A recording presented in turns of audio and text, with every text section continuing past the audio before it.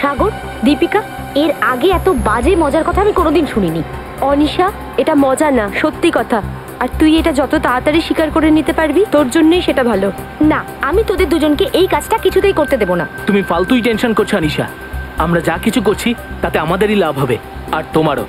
সাগর, লাভ লোকসানের কথা ভাবার আগে ঠিক ভুলের কথাটা ভাবা উচিত। ব্যাস অনিশা, এই নীতিবিজ্ঞানের জ্ঞান দিয়ে আমাদের বোর করা বন্ধ কর। আর তোর এই লেকচার শুনে আমরা নিজেদের সিদ্ধান্ত বদলাবো না। দেখে নিস, তোদের দুজনকে কিন্তু পস্তাতে হবে। ও নো, এই গাড়িটা তো আমাদের দিকেই আসছে। এখন কি করব?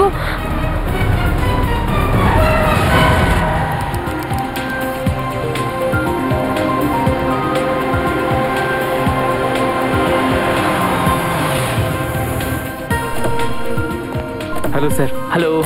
Hello ma'am. সাগর, তুমি কি মীরকে একা উপরে নিয়ে যেতে পারবে ঠিক করে? আগেও অনেকবার নিয়ে গেছি, মদ খাওয়ার পর সবসময় এরকম ড্রামা করে। ঠিক আছে, তো আমি ঘুমাতে যাচ্ছি, আমার খুব ঘুম পেয়েছে। আর শোনো, সকালে তাড়াতাড়ি উঠে বিয়ে বাড়ি যেতে হবে। ওকে, গুড নাইট। Good night. সকালে দেখা হবে। আর শোনো, তাড়াতাড়ি এসো, সবসময় মতো লেট করো না। ওকে স্যার, আমরা কোনো সাহায্য করব? একটা হুইল চেয়ার নিয়ে এসো। হুইল চেয়ারের কি দরকার স্যার? আমরা দুজনে কে উপরে নিয়ে যাচ্ছি। আপনার রুম নাম্বার 303, তাই না? যেটা করতে বলেছি সেটা করো। ক্ষমা করবেন স্যার, এক্ষুনি আনছি।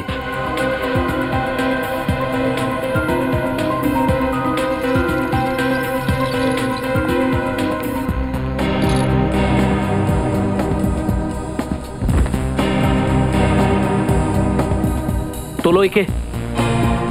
যখন সহ্য করতে পারিস না তখন খাস কেন? স্যার, কিছু খাবেন? একটা স্যুপ নিয়ে এসো। Okay sir. স্যার, এরা স্যুপ অর্ডার করেছে। জবে থেকে ওরা এই হোটেলে এসেছে এই নিয়ে 3 বার হলো। জানি না এত মদ খায় কেন, যখন সহ্যই করতে পারে না।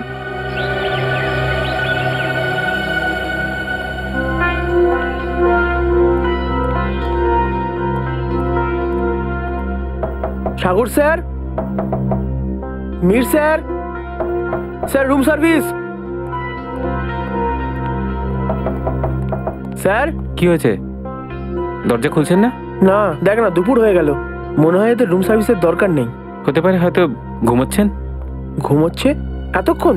হ্যাঁ, সকালে আমি ফোনও করেছিলাম ব্রেকফাস্টের অর্ডারের জন্য, কিন্তু ওরা তো ফোনই তুললো না। আর আজ তো ওদের কোনো বিয়ে বাড়িতেও যাওয়ার কথা ছিল। বিয়ে বাড়ি যাওয়ার ছিল আর এখনো ঘুমোচ্ছে? তার মানে নিশ্চয়ই কোনো গন্ডগোল আছে। তোমরা এখানেই দাঁড়াও, আমি ম্যানেজার স্যারকে নিয়ে আসছি। ঠিক আছে। আমি দীপিকা ম্যাডামকে ডাকছি। ঠিক আছে। স্যার, স্যার, স্যার দরজা খুলুন।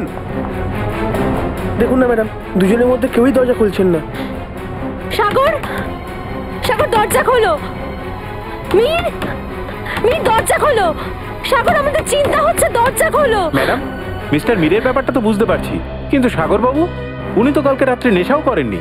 আমি ফোন করছি, ফোনটাও ধরছে না। ম্যাডাম, আপনি যদি বলেন তাহলে আমি মাস্টারকে দিয়ে দরজাটা খুলতে পারি। হ্যাঁ প্লিজ।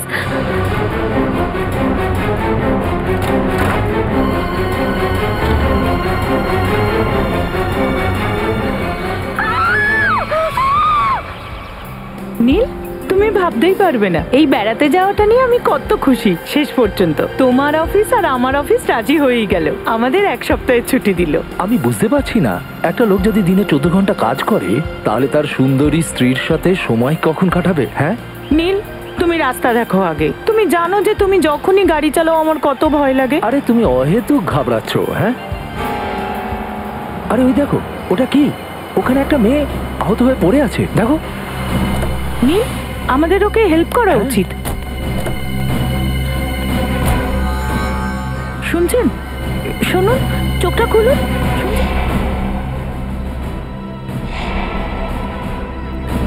এ তো অজ্ঞান হয়ে গেছে। আমি জল নিয়ে আসছি।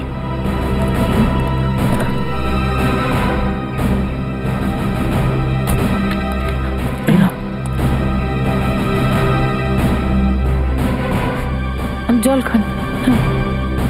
চোখ খুলুন, চোখ খুলুন। হ্যাঁ খুলুন। সিআইডি? নীল, আমাদেরকে হাসপাতালে নিয়ে যেতে হবে। আর আমি সিআইডি কেও ফোন করছি। ঠিক আছে।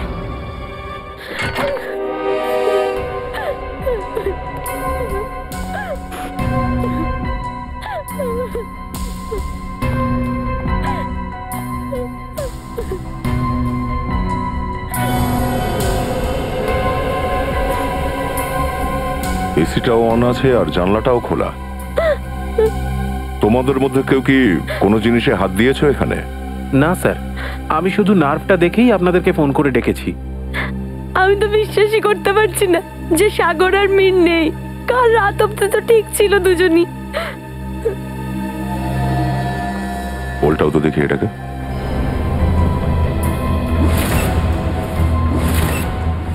এই দেখো ফ্রেডি, একে গলা টিপেই মারা হয়েছে। হ্যাঁ স্যার, গলায় তো কালশিটে দাগ পরিষ্কার দেখা যাচ্ছে। চিহ্ন দেখে তো মনে হচ্ছে নাইলনের কোনো দড়ি দিয়েই চাপা হয়েছে গলাটা।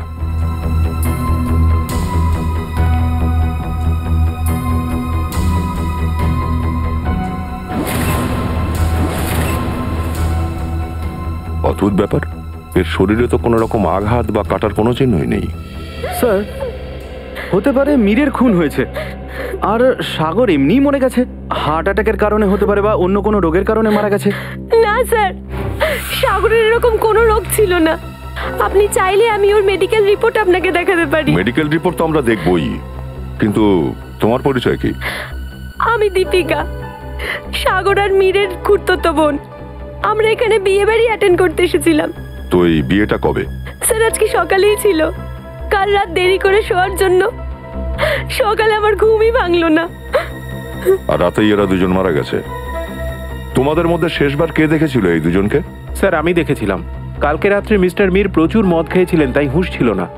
তাই মিস্টার সাগর ওনাকে ধরে ধরে হোটেলে নিয়ে এসেছিলেন, তখনই দেখেছিলাম। আচ্ছা, মীর কি মাঝে মধ্যেই মদ খেত? হ্যাঁ স্যার, মীর একটু বেশি মদ খেত, আর মদ খেলেও সামলাতে পারতো না। তারপরে আর কেউ দেখেছে এদেরকে? হতে পারে যে কেউ রুমে এসেছিল রুম সার্ভিসের জন্য বা অন্য কোনো কাজের জন্য। হ্যাঁ স্যার, আমি এসেছিলাম রুমে স্যুপ নিয়ে। ওই সময় মীর স্যার বিছানায় শুয়েছিলেন আর সাগর স্যার টিভি দেখছিলেন। তখন সময় কত হয়েছিল? এই প্রায় 12:30 হবে। ও, 12:30টার সময়। তার মানে তারপরে আর এই রুমের দরজা কেউ খুলেনি। তোমাদের মধ্যে কেউ আধ ঘন্টা আগে ডুপ্লিকেট চাবি নিয়ে দরজা খুলেছিল, তাই তো? হ্যাঁ স্যার। তার মানে দাঁড়াচ্ছে অন্য কেউ এসেছিল এই রুমটাতে, কোনো তৃতীয় জন, হয়তো এই জানলা দিয়েই। এটা অসম্ভব স্যার। আমাদের সিকিউরিটি গার্ড সব সময় নিচে পাহারা দেয়, কেউ কিভাবে উপরে আসতে পারে? কোনো গেস্ট এসেছিল এদের সঙ্গে দেখা করতে? না, কোনো গেস্ট আসেনি এখানে, জানলা দিয়েও কেউ আসেনি। তার মানে দাঁড়াচ্ছে এই খুনটা হোটেলের স্টাফেদের মধ্যেই কেউ করেছে, আর ওই একই পদ্ধতিতে। আরও নিশ্চয়ই এই দরজা দিয়েই ভেতরে ঢুকেছিল, ডুপ্লিকেট চাবি দিয়ে এই রুমের দরজাটা খুলেছিল। স্যার এইসব আপনারা কি বলছেন? আমরা আমাদের কাস্টমারদের খুন কেন করব? হয়তো লুট করার উদ্দেশ্যে। রেডি পঙ্কজ, রুমটাকে ভালো করে তল্লাশি করো। স্যার, স্যার আমি তো রাত্রিরে 2টো পর্যন্ত করিডোরে ফোনে কথা বলছিলাম। ওই সময়ে কাউকে ওনার ঘরে ঢুকতে দেখিনি। তোমার রুম কোনটা? স্যার ওই 304।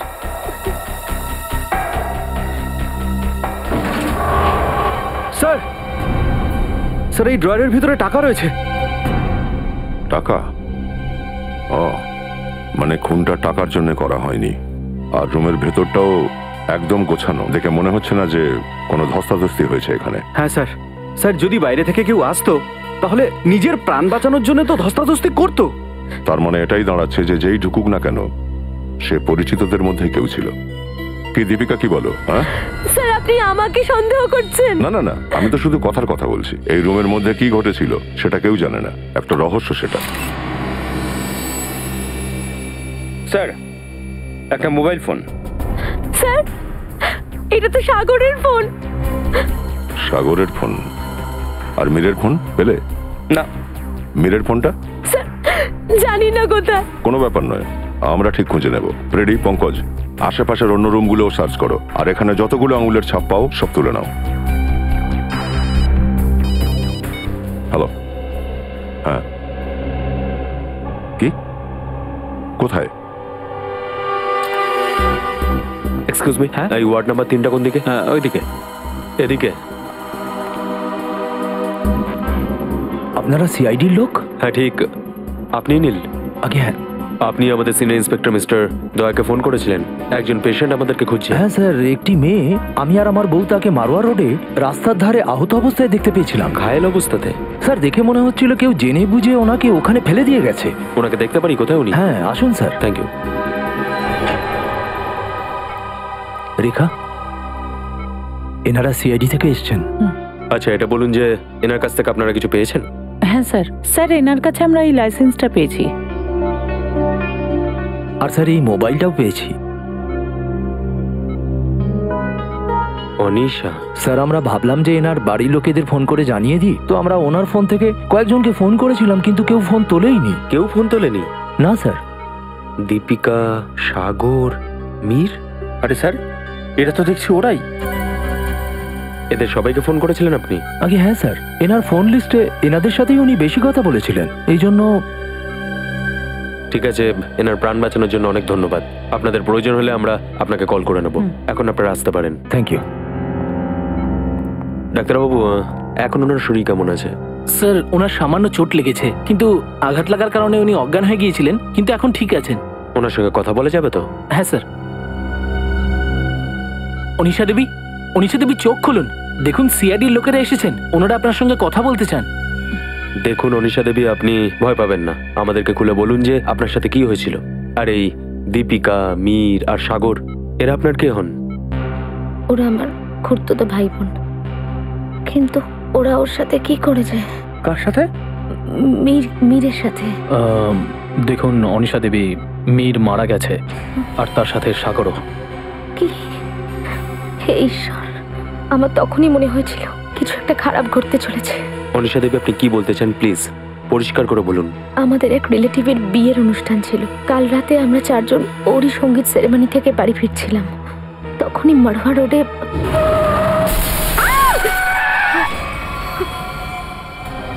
তোরা দুজন ঠিক আছিস তো? হ্যাঁ হ্যাঁ, আমরা ঠিক আছি, ভয় পেও না, এসব আমাদেরই প্ল্যান ছিল। চলো।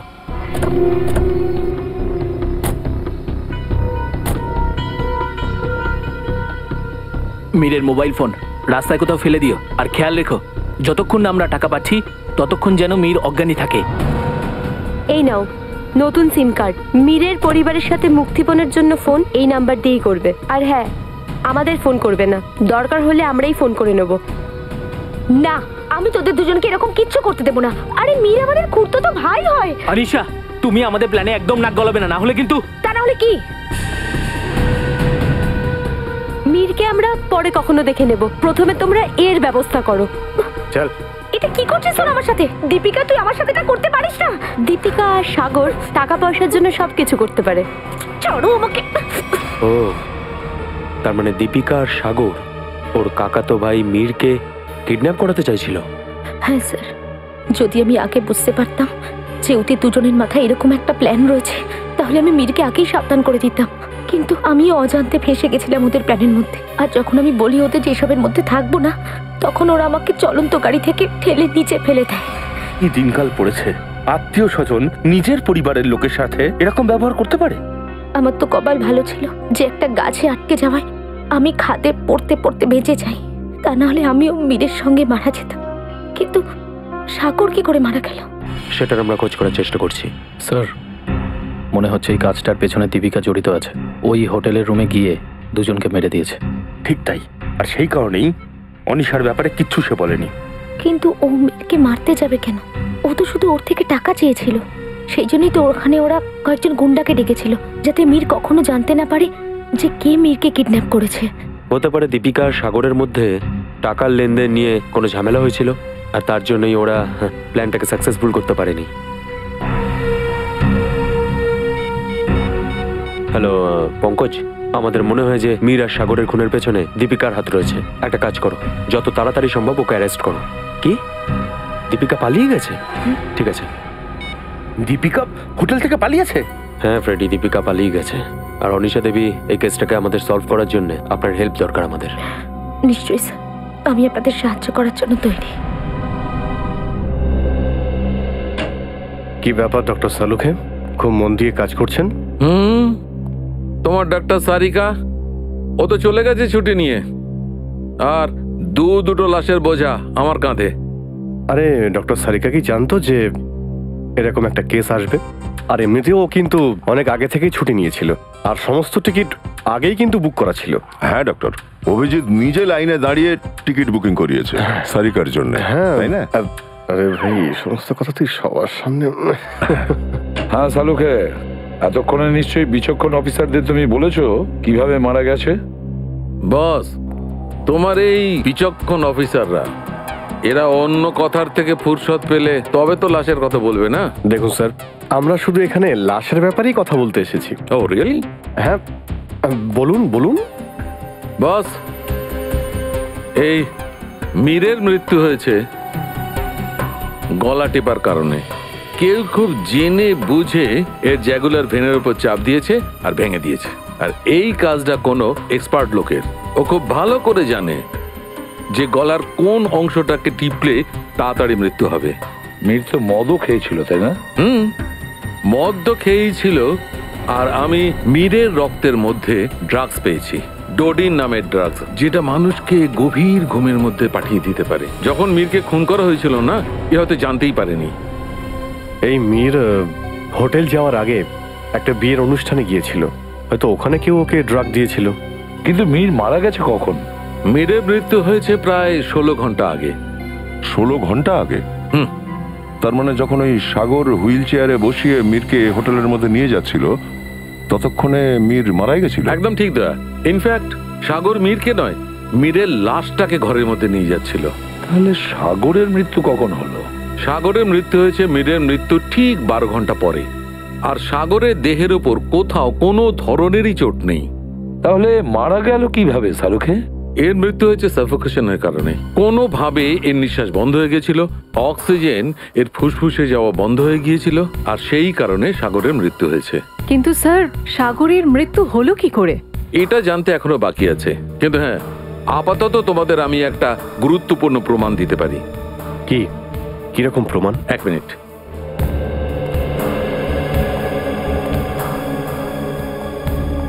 বস, এটা মীরের কাপড়ের রোয়া, আর এই পাত্রটার মধ্যে সাগরের কাপড়ের রোয়া। স্যার, এটা আবার কেমন ধরনের সূত্র হলো? আমি তো কিছু বুঝতেই পারছি না।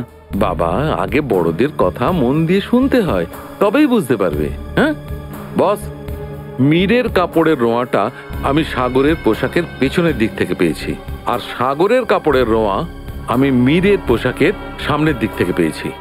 কি কি কি কি? মীরের শার্টের রোয়া সাগরের শার্টের পিঠের দিকে, আর সাগরের শার্টের রোয়া মীরের শার্টের সামনের দিকে? আপনি কি আমাদের প্রমাণ দিচ্ছেন নাকি আমাদের আরো গুলিয়ে দিচ্ছেন? অভিজিৎ, প্রত্যেকটা বন্ধ দরজা খোলার পর নতুন প্রমাণের দরজা খোলে। আপাতত এই তালাটার চাবি খুঁজতে হবে। এখন এটা জানতে হবে এই দুজনের কাপড়ের রোয়া একে অপরের পোশাকের উপর এলো কি করে। খোঁজ নিয়ে নেবো সালুকে। তুমি এত কিছু তথ্য যেখানে জেনেছো, এর পরেরটা আমরাও নিশ্চয়ই জেনে নেব। স্যার, ওই দীপিকার তো কোনো খবরই পেলাম না। ও না নিজের বাড়ি গেছে, না কোনো বন্ধুর কাছে গেছে। তাছাড়া স্যার, ও নিজের ফোনটাকে হোটেলের বাইরেই হয়তো ফেলে দিয়েছে, যাতে কেউ ওর পিছু না নিতে পারে। এটার একটাই মানে দাঁড়ায়, দীপিকার কোনো না কোনো সম্পর্ক আছে মীরের খুনের সঙ্গে, সেই জন্যই তো পালিয়ে গেছে। স্যার, যদি সত্যি এমন হয়ে থাকে তো দীপিকার আগেই উধাও হয়ে যাওয়ার কথা। ও আমাদের মিট করলো কেন? ও হয়তো এটা বুঝতে পারেনি যে সাগর মারা যাবে, আর যেই মুহূর্তে সাগর মারা গেছে পুরো প্ল্যানটা উল্টে যায়। আর অনিশাও তো এই কথাই বলেছিল। হ্যাঁ স্যার, আর অনিশাও জানতো না যে দীপিকা কোথায় গেছে, আর মীরকে বিয়ে বাড়িতে ড্রাগস কে দিয়েছে সেটাও জানে না। স্যার, মনে হচ্ছে এই সাগর আর দীপিকার মিলিত ষড়যন্ত্রে এই বেচারা অনিশা অকারণ ফেসে গেল। স্যার, হ্যাঁ, ফোন রেকর্ডস পাওয়া গেছে। স্যার, এই রেকর্ডসে একটা অদ্ভুত ব্যাপার আছে। কি? স্যার, এটাই যে কাল রাত থেকে আজ সকাল 6টা পর্যন্ত সাগরকে মীরের নাম্বার থেকে ফোন করা হয়। মীর? এটা কিভাবে হতে পারে স্যার? মীর তো মারা গেছে, তাহলে ওর ফোনটা কে ইউজ করছে? সোজা ব্যাপার, যদি মীর মারা গিয়ে থাকে তাহলে ওর ফোন কে ব্যবহার করবে? ওই খুনি ব্যবহার করবে, তাই না, সাগরকে ফোন করার জন্য? সেই জন্যই মীরের ফোনটা পাইনি আমরা হোটেলের রুমের মধ্যে থেকে। হয়তো এই ফোনটা দীপিকার কাছেই আছে স্যার। এই দেখো, সাগর মারা যাওয়ার কয়েক মিনিট আগে ওর কাছে একটা অচেনা নাম্বার থেকে ফোন আসে, অজানা নাম্বার থেকে। অচেনা নাম্বার? তাহলে তো স্যার সাগরের মৃত্যু আর এই অচেনা নাম্বারের সঙ্গে নিশ্চয়ই কোনো সম্পর্ক আছে। খোঁজ নিতে হবে এই দুটো নম্বরের ব্যাপারে, মীরের ফোন নাম্বার আর ওই অচেনা নম্বরের ব্যাপারে।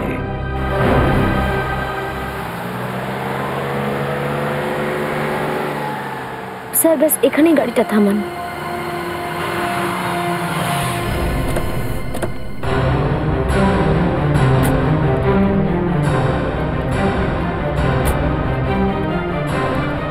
এসো অনিশা, এটা কি সেই জায়গাটাই? হ্যাঁ স্যার, এটাই সেই জায়গা যেখানে ওরা আমাদের গাড়িটা দাঁড় করিয়েছিল আর আমাকে অন্য একটা গাড়িতে তুলে দেয় খাদে ফেলার জন্য। আর দীপিকা আর সাগর ওই দিকে চলে গেছিল। দীপিকা সাগর ওই দিকে চলে গিয়েছিল? হ্যাঁ স্যার। কিন্তু একটা কথা বলো অনিশা, তুমি একদম নিশ্চিত যে এটা ওই জায়গায়, ওই রাস্তায়? রাত্রি ছিল তখন, হতে পারে তুমি কোনো ভুল বলছো। না স্যার, আমি 100% শিওর এটাই সেই জায়গা। যখন গুন্ডারা আমাদের গাড়ির সামনে এসেছিল, আমাদের গাড়িটার ওই গাছটার সঙ্গে ধাক্কা লাগে। ওই গাছটার সাথে? হ্যাঁ স্যার।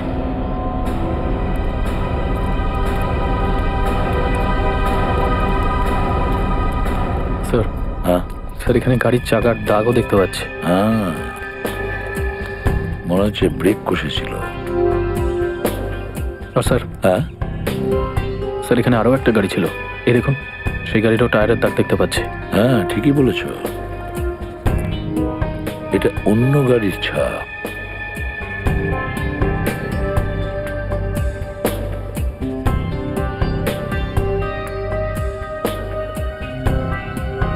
এই দেখো, কাঁচের টুকরো, কাঁচের টুকরো এগুলো। স্যার, হতে পারে মীর আর দীপিকার গাড়ির। হ্যাঁ হতে পারে, কিন্তু স্যার ওদের গাড়িটা যখন হোটেলে ফিরেছিল ঠিকঠাকই তো ছিল। হ্যাঁ সেটাই তো ফেডরিক, যখন ওদের গাড়ি হোটেলে এসেছিল তখন একদম ঠিকঠাক ছিল। নিশ্চয়ই গাড়িটা রিপেয়ার করা হয়েছিল, কারণ যখন আমরা গাড়িটাকে হোটেলে দেখেছিলাম তখন একেবারে ঠিকঠাক যেরকম একটা গাড়ি থাকে। এটা অন্য কোনো চক্রান্ত।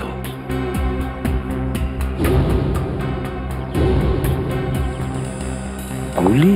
নিখিল, ফোরশিপটা দাও তো। স্যার।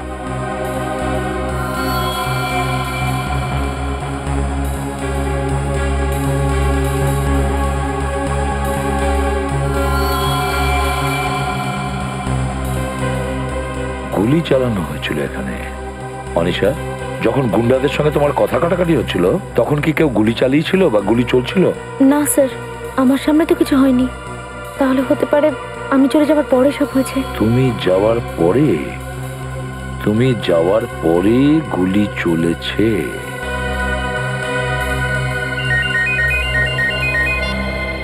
হ্যাঁ দয়া। আচ্ছা, সাগরের কাছে মীরের ফোন যেটা এসেছিল সেটা কোথা থেকে এসেছে জানতে পেরেছো? আমরা যেখানে দাঁড়িয়ে আছি এখান থেকে 15 কিলোমিটার দূরে কোনো ধাবা আছে? একটা কাজ করো, ডিটেল লোকেশনের SMS বা MMS পাঠিয়ে দাও, ঠিক আছে? নেটওয়ার্কেরও। সিস্টার, আপনি অনিশাকে হসপিটালে নিয়ে যান। নিখিল ফোন করে আর একটা গাড়ির ব্যবস্থা করো। ধাবা?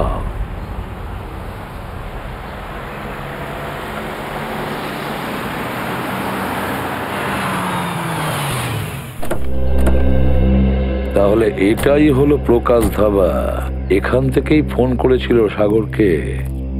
আসুন আসুন স্যার, কি খাবেন আপনারা? ডাল মাখনি, কড়াই পনির নাকি অন্য কিছু? এবার থাম ভাই, খাবারের নাম আর নিস না, তা না হলে এবার আমার ইঁদুরের মধ্যে পেট দৌড়তে লাগবে। সরি স্যার, মানে পেটের মধ্যে ইঁদুর দৌড়তে লাগবে। সেটা তো ভালোই হবে স্যার, আমার ব্যবসায় লাভ হবে। দেখো, আমরা এখানে খাবার খেতে আসিনি, তদন্ত করতে এসেছি। আমরা CID থেকে এসেছি। সিআইডি? তুই চুপ কর ছোটু। স্যার, কি হয়েছে? আমরা তো কিছু করিনি। হ্যাঁ, সেটা তো আমরা খোঁজ নিয়ে নেব। যাই হোক, এবার এটা বলো, 14 তারিখ রাত্রিবেলা তোমার এখানে কি কোনো কাস্টমার এসেছিল যে সারা রাত তোমার এই ধাবাতেই ছিল? সারা রাত? সারা রাত, রাত্রি 10টা থেকে 6টা পর্যন্ত। আর ও সারা রাত ফোনে কথা বলছিল? স্যার, ধাবায় ছিল না, কিন্তু হ্যাঁ রাস্তার ওদিকে একটা গাড়ি দাঁড়িয়েছিল, তার ভিতরে একটা লোক বসেছিল আর সে ফোনে কারোর সঙ্গে কথাও বলছিল। আচ্ছা, তুমি কি ওকে ভালো করে দেখেছিলে? না স্যার, অন্ধকার ছিল তাই মুখটা দেখতে পারিনি।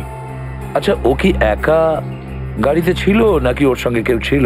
ওর সঙ্গে ড্রাইভারও ছিল স্যার, 2-3 বার চা নিতে এসেছিল, নিজের জন্য আর অন্য লোকটার জন্য। আর হ্যাঁ স্যার, ও তো একটা কাঁচিও চেয়েছিল। হ্যাঁ, কাঁচি চেয়েছিল। কেন? কি করে বলবো স্যার, ড্রাইভারটা খুব অদ্ভুত ছিল। গাড়ির থেকে নামলো, মাটি আর পাথর জড়ো করে আবার গাড়িতে উঠে পড়লো। কি দিনকাল পড়েছে স্যার, আজকাল লোকজন রাস্তার থেকেও মাটি আর পাথর চুরি করছে। অন্য কোনো কাজের জন্য ফেডরিক, মাটি আর পাথর অন্য কোনো কাজের জন্য। আচ্ছা, ওর ড্রাইভারও কি ফোনে কথা বলছিল? না স্যার, যে লোকটা পিছনে বসেছিল সেই কথা বলছিল। ড্রাইভারকে তো তুমি খুব ভালো রকম দেখেছো, তাই না? হ্যাঁ। তাহলে আমাদের জন্য ওরা একটা স্কেচ করাও, ঠিক আছে? হ্যাঁ।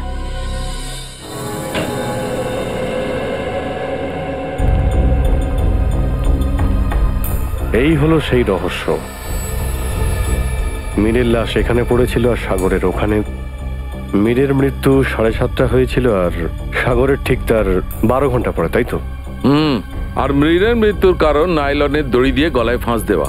সাগরের মৃত্যুর কারণ দম বন্ধ হওয়া। আর অভিজিৎ ঘরের মধ্যে কোনো তৃতীয় ব্যক্তি ছিল না, আর ঘরের দরজা ভেতর থেকে বন্ধ ছিল। স্যার, এই কেসটাতে সব থেকে অদ্ভুত ব্যাপার তো এটাই যে সাগর মীরের লাশের সাথে 12 ঘন্টা কেন কাটালো।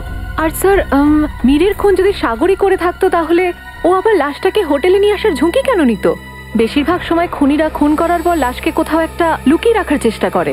তোমাদের দুজনের প্রশ্নের উত্তর এই চলন্ত এসি আর এই খোলা জানলার মধ্যে লুকিয়ে আছে, যা দয়া ক্রাইম সিনে দেখেছিলাম। স্যার, এটাও তো হতে পারে যে সাগরের দম আটকে আসছিল আর ও জানলাটা খুলে দিয়েছে যাতে ফ্রেশ এয়ারে নিঃশ্বাস নিতে পারে। না সচিন, ব্যাপারটা অত সহজ নয়। আমি তোমাদের বলেছিলাম না যে আমি মীরের পোশাকের ওপর সাগরের শার্টের রোঁয়া আর সাগরের শার্টের ওপর মীরের পোশাকের রোঁয়া পেয়েছি। দুজনের পোশাকের ওপরই একে অপরের পোশাকের রোঁয়া রয়েছে। Yes sir. স্যার, এই দুজনের শার্টে একে অপরের রোঁয়া পাওয়া আর এসি অন থাকা অবস্থায় জানলা খোলা থাকা, এটা একটাই দিকে ইশারা করছে। আর সেটা কি? এই সাগর মীরের লাশটাকে এখানে আনার রিস্ক সেই জন্য নিয়েছিল যাতে ও মীরের মৃত্যুটাকে অ্যাক্সিডেন্ট বা আত্মহত্যা বলে চালাতে পারে। তার মানে স্যার, সাগর আগে মীরের লাশটাকে তুললো আর তারপর জানালা দিয়ে ফেলার চেষ্টা করেছিল। এক্স্যাক্টলি। ও ভেবেছিল সবাইকে এটা বলবে যে মদের নেশায় মীর জানলা দিয়ে নিচে পড়ে গেছে, কিন্তু ওর প্ল্যানে ও সাকসেসফুল হওয়ার আগেই ওর মৃত্যু ঘটে। হ্যাঁ স্যার, এই জ্বরটা তো অর্ধেকটা খুলেই গেল, কিন্তু একটা ব্যাপার বুঝতে পারলাম না যে এই ঘরে সাগর আর মীর ছাড়া আর তো কেউ ছিল না। তাহলে সাগর হঠাৎ একা একা কি করে মারা গেল? সচিনোর মৃত্যুর রহস্য ওই অচেনা কলের মধ্যে লুকিয়ে আছে, যেটা সকালবেলা এসেছিল। হ্যাঁ পঙ্কজ, ওই নাম্বারটার ব্যাপারে জানতে পারা গেছে কোথা থেকে করা হয়েছিল? Very good. কোত্থেকে এসেছিল? Jhula tower. Okay okay okay okay, thank you very much Pankaj, thank you. Abhijit, Jhula tower তো ওইখানে আছে, একদম সামনেই, যেটা এখনো পুরো তৈরি হয়নি। একদমই ঠিক ডক্টর। স্যার, আপনি এখানটা দেখুন, ততক্ষণ আমরা ঝুলা টাওয়ার থেকে ঘুরে আসি, দেখে আসি ওখানে কি হয়েছিল।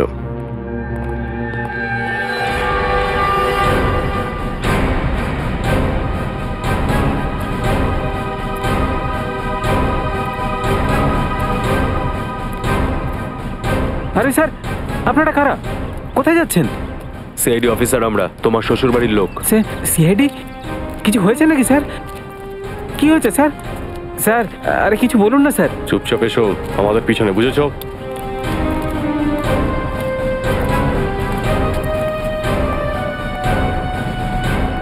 এই দেখো, এইখান থেকে রুম নাম্বার 303 একদম পরিষ্কার দেখা যাচ্ছে।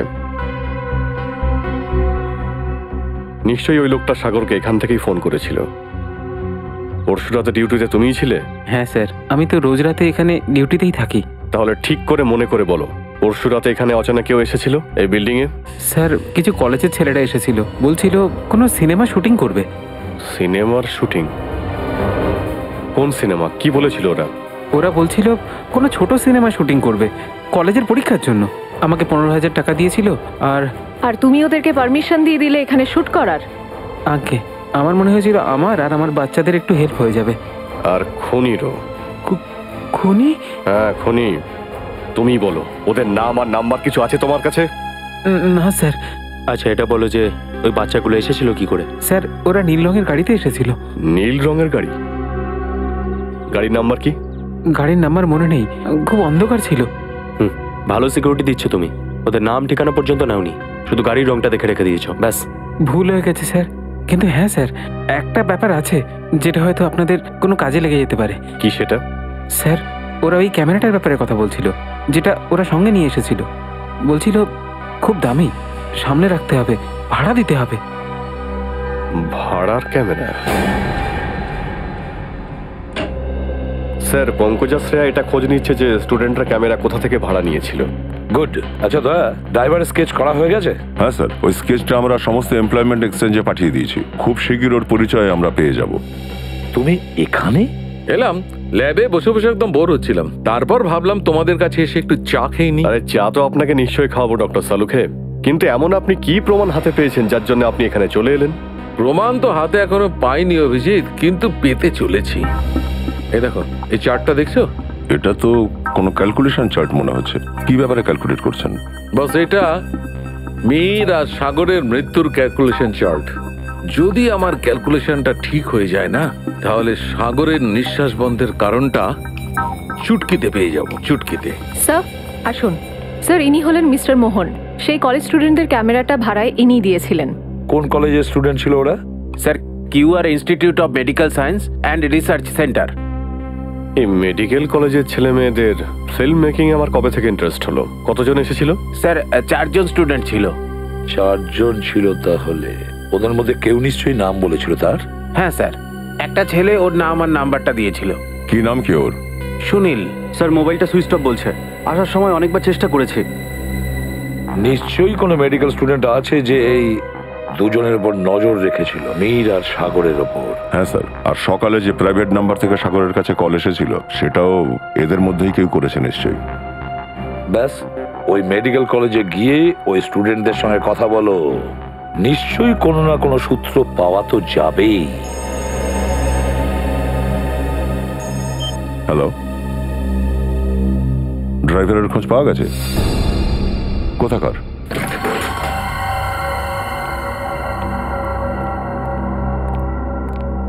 এই ড্রাইভারটা চন্দন, মনে হচ্ছে এখান থেকে পাত্তারি গুটিয়েছে। খোঁজো তো।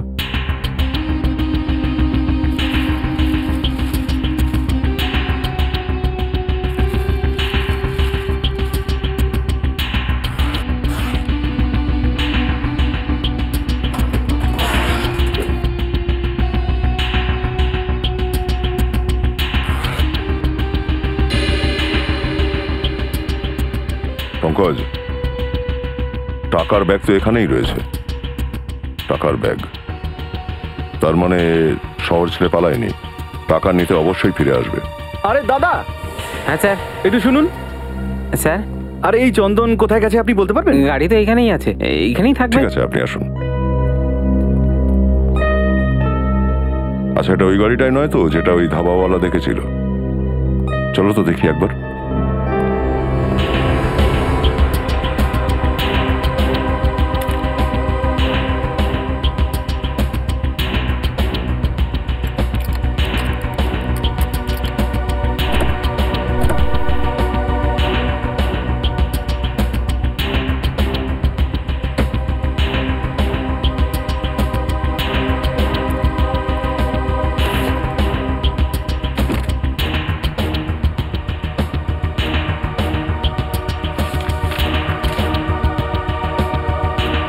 স্যার, স্যার এই গাড়িটা দীপিকার।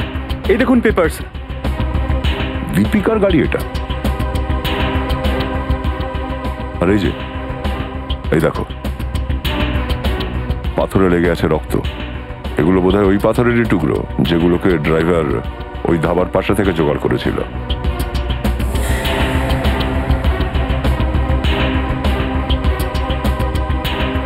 আর এই দেখো কাঁচিও। কি কাজে ব্যবহার করেছো এটাকে? স্যার, আমি তো কিছু বুঝতেই পারছি না।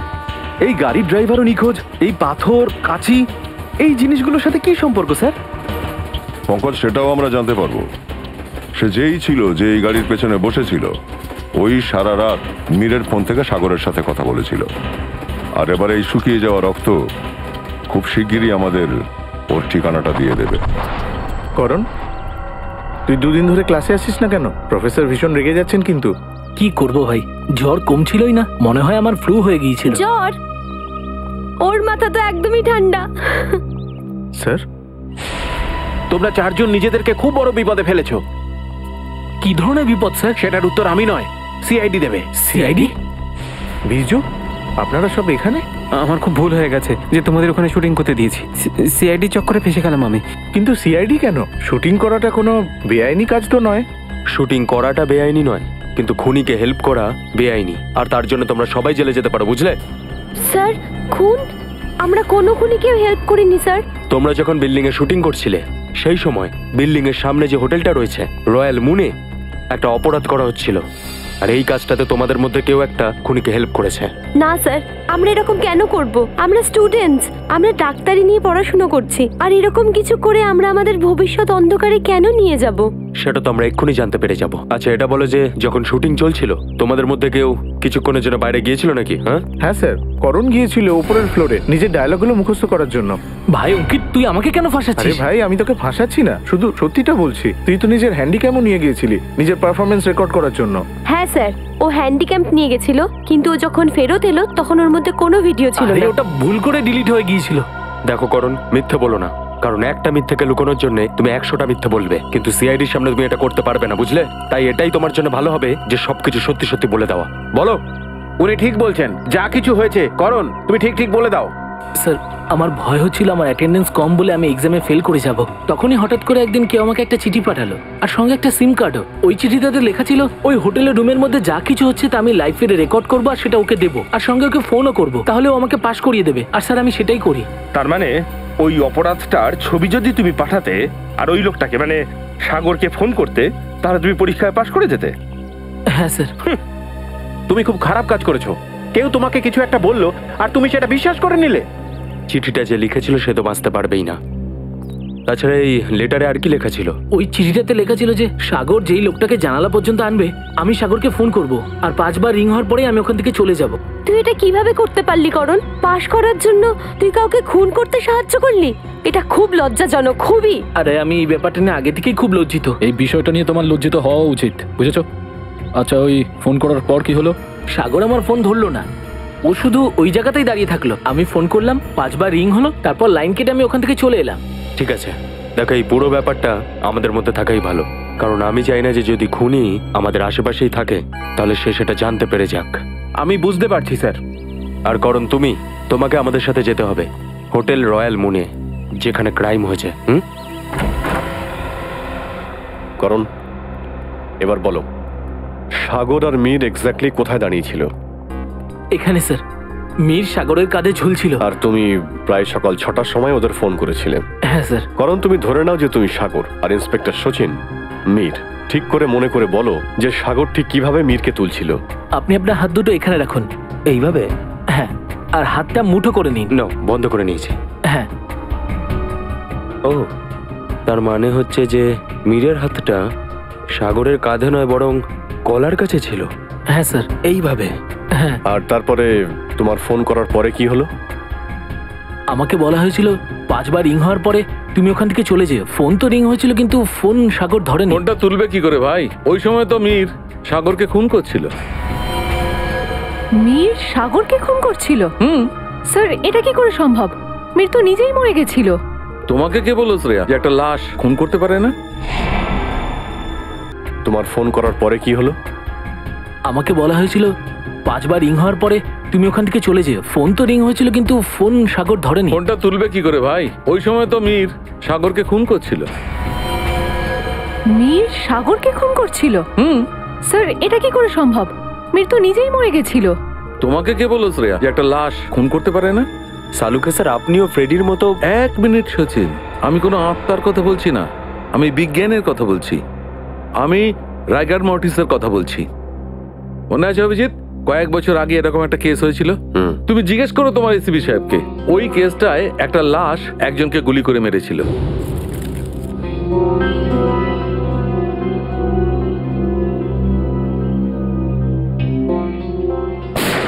আমি এটাই ভাবছিলাম ডক্টর সালুকে, আপনি এটাকে কাকতালীয় বলুন বা পাপের কর্মফল।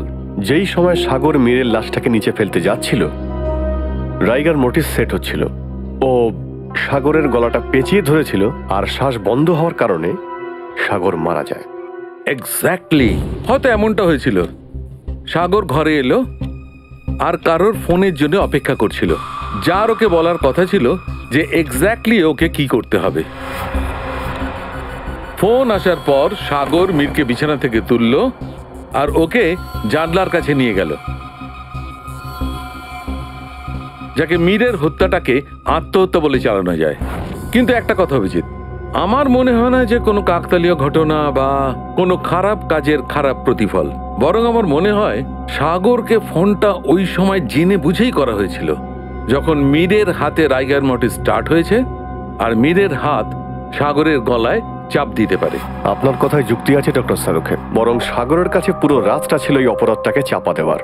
ও সকাল অবধি কেন অপেক্ষা করলো? কারণ ও চেয়েছিল যে মীরের সঙ্গে সঙ্গে সাগরেরও টিকিট কাটা হয়ে যাক, আর ওর কাছে পৌঁছানোর সমস্ত রাস্তা বন্ধ হয়ে যাক, আইন ওর কাছে পৌঁছতে না পারে। কিন্তু সালুকে স্যার, খুনি তো এখানে ছিল না, আর না তো খুনি ওই বিল্ডিং এ ছিল। তাহলে খুনি এটা কি করে জানতে পারলো যে মীরের শরীর কখন স্টিভ হয়ে যাবে আর সাগর ওকে কখন তুলবে? করণের ফোনের সাহায্যে। কিন্তু স্যার, সাগর তো আমার ফোন ধরেইনি। 5 বার রিং হওয়ার পরে আমি ওখান থেকে চলে যাই। আমি বুঝিয়ে বলছি। শ্রেয়া, তুমি সাগরের ফোনে একটা কল করো তো। স্যার,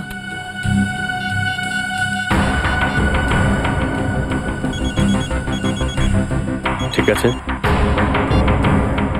সচিন, এবার তুমি ফোন করো।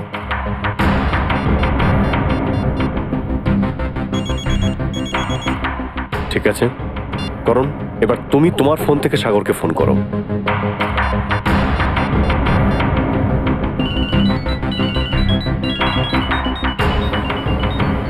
এটা কি স্যার? আমি ফোন করার পরে অন্যরকম রিংটোন হলো। একদমই তাই, একদম অন্যরকম রিং। এমন একটা রিং যেটায় সাগর সম্মোহিত হয়ে গিয়েছিল, হিপনোটাইজ। সেই জন্যই তো তোমার ফোন তুলতে পারিনি। স্যার, এত বড় চক্রান্ত? ঠিক বলেছ শ্রেয়া। এই অপরাধী কোনো সাধারণ মানুষ নয়, এক্সপার্ট আছে, এক্সপার্ট, যে রাইগার মর্টিস সম্পর্কে খুব ভালো জানে আর লোককে সম্মোহিতও করতে পারে। এটা আবার করণের কলেজের কোনো প্রফেসর নয় তো, বা কোনো এক্সপার্ট?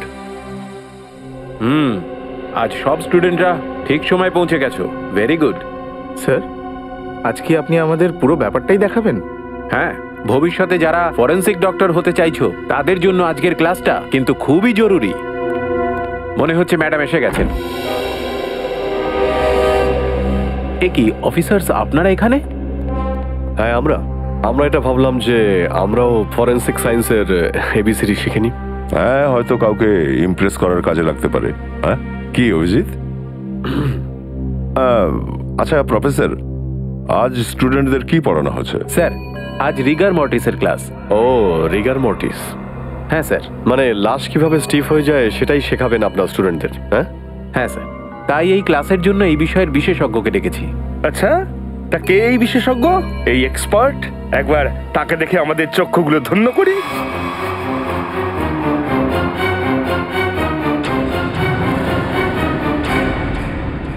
আরে ফ্রেডি, বিশেষজ্ঞকে চিনতে পারলে না? প্রফেসর অনিশা। ওনার হাসি খুশি মুখটা দেখো। ওনার মুখে এমন হাসি দেখতে পাচ্ছি, এটা তখনই হয় যখন আসামিরা ওভার কনফিডেন্ট হয়ে যায় আর ভাবে সিআইডি থেকে বেঁচে গেছে, তাই তো? এটা কি বলছেন আপনারা? অবশ্যই খুনের প্ল্যানিংটা খুব ভেবেচিন্তেই করেছিলে তুমি, কিন্তু একটা ভুল করে ফেলেছিলে, সিআইডি কে কম গুরুত্ব দিয়েছিলে। এসব কি বাজে কথা বলছেন আপনারা? আমি কোনো খুনটুন করিনি, আমি তো নিজেই ইনজিওর্ড। ওরা তো আমাকে খাদে ফেলে দিয়েছিল। আপনারা কি ভুলে গেছেন নাকি সব? আমরা কিচ্ছু ভুলিনি। মনে হচ্ছে আপনার স্মৃতিশক্তি দুর্বল। তার মানে কি? মানে হলো আপনাকে খাদে ফেলা হয়নি, আপনি ওখানে নিজে নেমেছিলেন। আপনার শরীরে এই সমস্ত আঘাতের চিহ্ন, এগুলো আপনি নিজে তৈরি করেছেন। কি প্রমাণ আছে যে এসব আমি করেছি? অবশ্য আমরা জানি এটা যে ফরেনসিক ডাক্তার হওয়ার কারণে এই ব্যাপারে তুমি খুব বেশি প্রমাণ কিছু ছেড়ে রাখোনি, কিন্তু ওই গাড়িটাকে ওয়াশ করার কথা ভুলে গিয়েছি। পাথরে যে রক্ত পাওয়া গেছে আর কাঁচিতে যে আঙুলের ছাপ পাওয়া গেছে, সেটা আপনার অনিশা দেবী। আমাদের কাছে অনেক প্রমাণ আছে আপনাকে অপরাধী হিসেবে প্রমাণ করার জন্য। বাইরে যাওয়ার সব দরজা বন্ধ হয়ে গেছে। অনিশা দেবী, এবার শুধু জেলের দরজা আপনার জন্য অপেক্ষা করছে। এবার বলুন, আপনি এসব কেন করেছেন? দীপিকা সাগর প্ল্যান করেছিল যে মীরকে কিডন্যাপ করা হবে আর তার পরিবর্তে ওর ট্রাস্ট থেকে অনেক টাকা দাবি করা হবে। কিন্তু ওরা জানতো না যে আমি ওদের প্ল্যানের ব্যাপারে সবকিছু জেনে গেছিলাম, আর আমি ওদের বিরুদ্ধে একটা অন্য প্ল্যান তৈরি করছিলাম, যেটা ওদের প্ল্যানের থেকে অনেক বেশি ভয়ঙ্কর ছিল। আর ওই ড্রাইভার আর দীপিকাকে কি করেছিলেন আপনি? দুজনকে মেরে নীলগঞ্জের জঙ্গলে ফেলে দিই আমি। লজ্জা হওয়া উচিত তোমার। একটা ফরেনসিক ডক্টরের এটা দায়িত্ব হওয়া উচিত, সমাজ থেকে অপরাধ মোছার জন্য পুলিশের সঙ্গ দেওয়া, খুনিকে ধরতে সাহায্য করা। কিন্তু তুমি তোমার শিক্ষার অপব্যবহার করেছো। সেখানে তুমি নিজেই একজন অপরাধী। এরকম জঘন্য অপরাধের শুধু একটাই শাস্তি, ফাঁসি।